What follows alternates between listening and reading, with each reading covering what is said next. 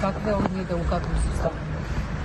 U kliničku bolnicu Sveti Duh primljene su dvije punoljetne osobe, jedna muška, jedna ženska, sa većim brojem ubodno reznih rana. Ženska osoba ima teške tjelesne, po život opasne ozljede, veći broj ubodno reznih rana.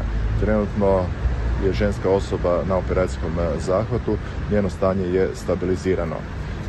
Mlađa muška osoba koja je dovezena u pratnji policije također je kirurški obrađena, stabilizirana i vjerojatno kod njega će slijediti još jedan kasniji operacijski zahvat. U prvom mi recite, vezano za žensku osobu, kakva je operacija u tijeku, kakva su vaše očekivanja za dalje? S obzirom da je ženska osoba imala ubodno rezne rane u području prsnog koša, nakon odgovarajuće dijagnostičke obrade pristupilo se zahvatu stavljanju drenova u cilju stabilizacije njenog stanja, također i obrada većih broja rana na tijelu i krvnih žila koje su bile ozlijeđene.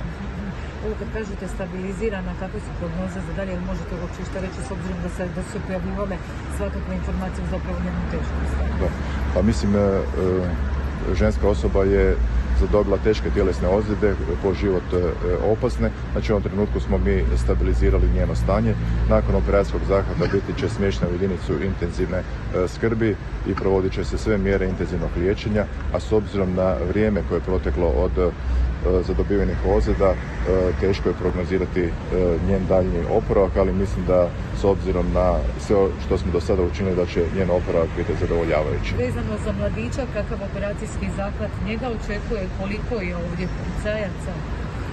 Pa policijsko postupanje je u tijeku, tako da ne znam sad točno koliko je policajaca, a još postoji jedan manji operacijski zahvat rješavanja ozljeda tetiva.